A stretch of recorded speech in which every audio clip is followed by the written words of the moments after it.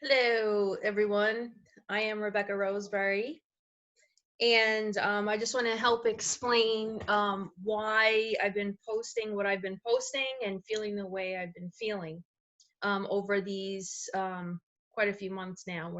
Today is now July, and what are we looking at here? It's the 14th, 2020.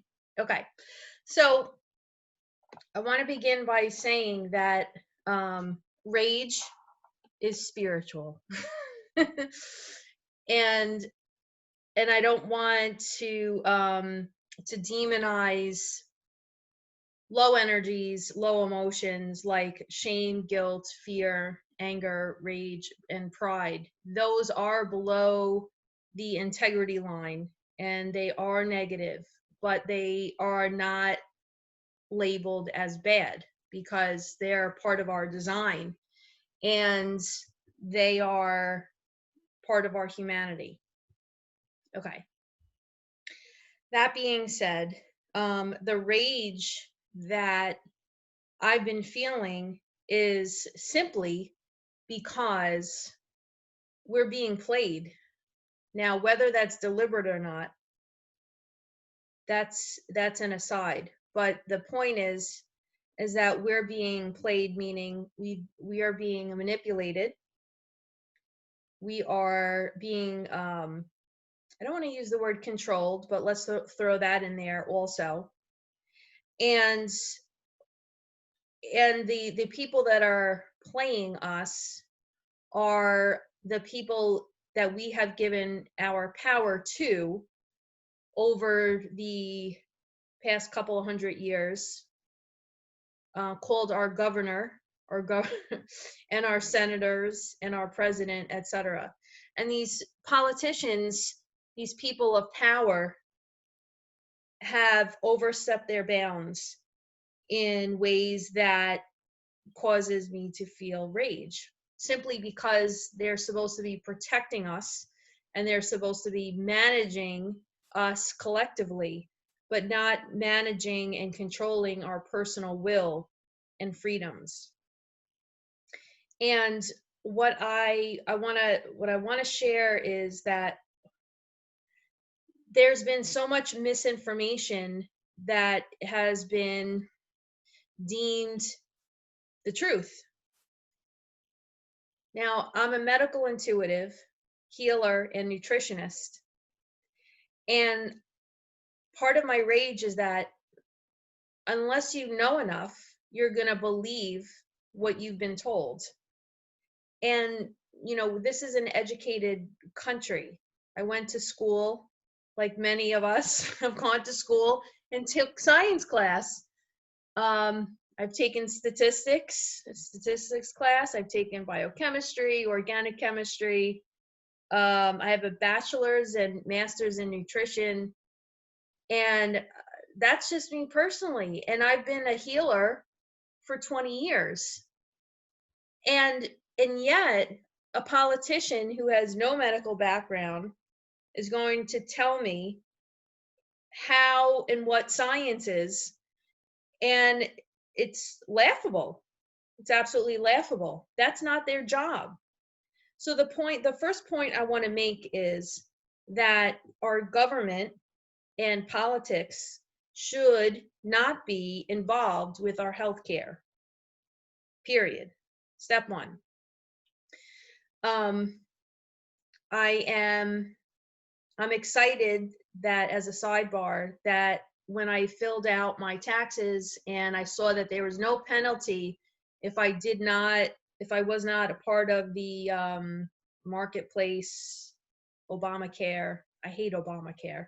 And I saw that this year I wasn't going to be penalized if I hadn't had health care, because it's not mandatory anymore and I'm not going to get a penalty. And I thought, all right, I like this. I like this president for doing that. Thank you, because that was years and years of stress, because I didn't have the liberty to pursue my own body, my own health and power the way I want. Okay. And that's the whole name of the game here. That brings me to what this shit show is all about, this masquerade is all about, and that is to control human life, to overpower one another.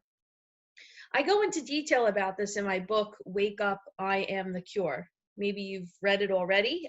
It went out in May, and it talks about this.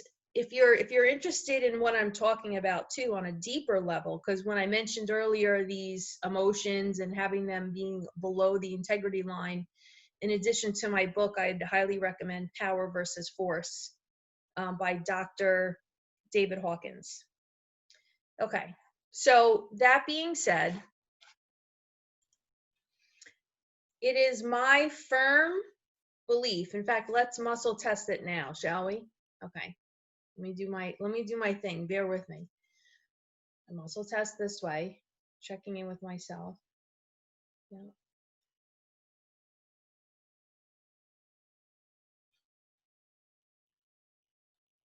Okay. Okay. So what I'm asking is, was this virus that came out, you see, it's just me and my bullshit meter. Okay. Man-made is what I'm getting. If I ask, was that virus strain that got loose and created all sorts of hysteria over the entire world, man-made? Yes, no, yes. I ask this question. Yes. Okay. So it's man-made.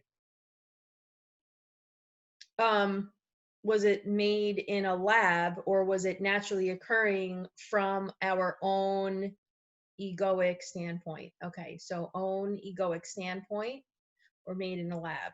I get yes for made in a lab.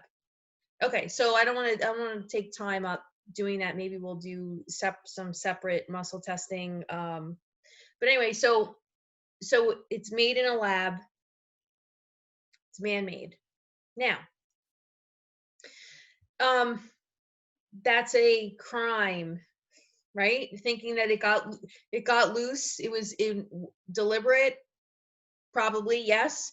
Planned, yes. The Plandemic, yes. I'm in agreement with that. And we have people dying and people getting sick. That's crimes against humanity. I'm all for it. So I get furious because we have different levels of corruption going on. We have the most simplest is God versus Satan, or God versus evil. That's the most obvious at the top, right? And then we have all these other levels. But I feel that our own humanity is what is what this war is about, our own humanity. Whereas I am concerned about the future of us if we have this outside force wanting to control us in any way, shape, or form. Now there's already corruption with respect to controlling us already, with things like webcams and spyware stuff. I mean, there's so much. And then now I'm hearing about influencing the weather, starting hurricanes, and okay. So let's get back to center here. What I want to envision for all of us is our personal freedom and power, whatever that looks like. Let's talk about the masks, for instance. I don't care if anyone wears a mask. I don't care. Don't make it mandatory. Again, this is something that our government should not be mandating, because they don't belong in I don't need a parent to tell me how to take care of my body. Thank you. Maybe you do. And that's fine. But but that can't, it's not legal. Anyway, the other thing about the mask is it's not scientific. It's purely emotional to wear it. Frankly, it has no value other than it makes somebody feel safe. If you need that to feel safe, good. I don't. There's no science behind these tests. These tests are inconclusive, not FDA approved, false negatives, false positives, an absolute shit show of science, right? There's no science in this. And to my biggest point here, and make sure you're sitting. Make sure you're sitting for what I'm about to tell you. The other war is about life and death. First of all, there's a lot here, but let's go back to the beginning. When we show up on this planet, yes, we need our parents to, be together on a physical level, but all of our showing up into the world is orchestrated and karmically set prior to our incarnation, our entry point and our exit. That timing is set. So there's no negotiating that. And I'm quoting this, and I'm, parroting Dr. David Hawkins. Please check him out. He's up there as far as enlightenment goes. Anyway, so whoever is scheduled to die this year is scheduled to die, whether you scream and shout, whether you, try to bring them back to life, whether you vaccinate them, whether they take vitamin C, whether they're in a nursing home, or whatever, they're going. Okay? So let's take the drama out of that. Where are they going? They're going to a much better place, let's be honest. They're going to be expanding beyond this physical reality, and they're free. Boy, does that sound lovely, doesn't it? So the rest of us who are, I'll just say the masked people, are fearful of death. Okay, there's an element of that, which is, I understand, and I'm compassionate about that, but yet those that are afraid of death are also afraid of life. You can't have one without the other. So that's why I say we're in this war with life and death, because they are frankly one and the same, right? Two halves, like that yin yang, two halves. So we want to transcend both this idea of fear of life and fear of death, transcend them both, get them out of our psyche altogether, and just be one with the universe. So it's very sad for me to watch people afraid of their mortality, and also afraid of afraid of their life and afraid of their death. It's very eye-opening to me. So if we know that we're going to leave at a certain point and there's nothing we can do about it, then let's just relax and enjoy ourselves. Okay, what else do I want to add to this? The next war that I want to bring about is it's the same form, but it's this power versus force. And it's been written in my book. It's written in The Truth About Cancer. And it goes like this. There were a couple of rich billionaires who decided, fuck this science shit. I want to make some money. And use human lives as their, objectivity to exploit and capitalize on. Well, let me explain. So what I understand about, in particular, the Rockefeller family, that they slowly but surely did away with our old textbooks. Now we're talking over 100 years ago. Did away with holistic medicine and changed the textbooks and changed the schools and wiped out holistic schools by the 50s. It was, and then people like me became demonic, because I still trust a plant more than what somebody made in a lab and is trying to sell me, something that is patented, that is better and far superior than God and nature. I don't think so. So that's my personal opinion. There's more where that comes from. So that's the history, is that people like me are now demonic, and this patriarchal force, this egoic force that came through, has changed our textbooks and changed our system, and is now moving into another phase of control and power, which is what we're seeing today with the nonsense about vaccines in general, let's be honest, and the way that they handle our health in general. They, the collective, are coming from a place of, this is something outside of us that we need to be scared about.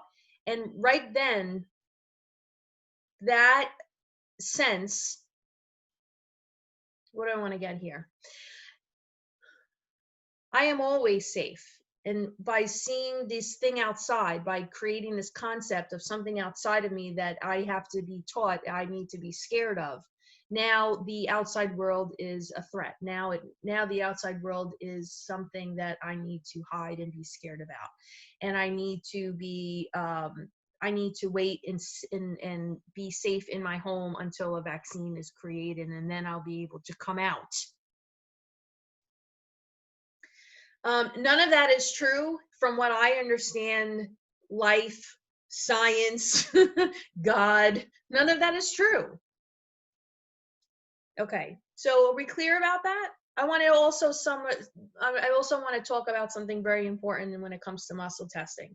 What I learned over 10 years ago. Back to muscle testing, right? When you test the power that the media has relative to truth, meaning how much truth are they spewing, their collective truth that they're spreading to the world, what is it? It's below 200. And what Dr. Hawkins has determined, now he's passed on, but he dedicated his life to this. But what he would say, and what he explained, is that there is little to no integrity to the media as a source. Their source is below 200, which means there's little power, little truth.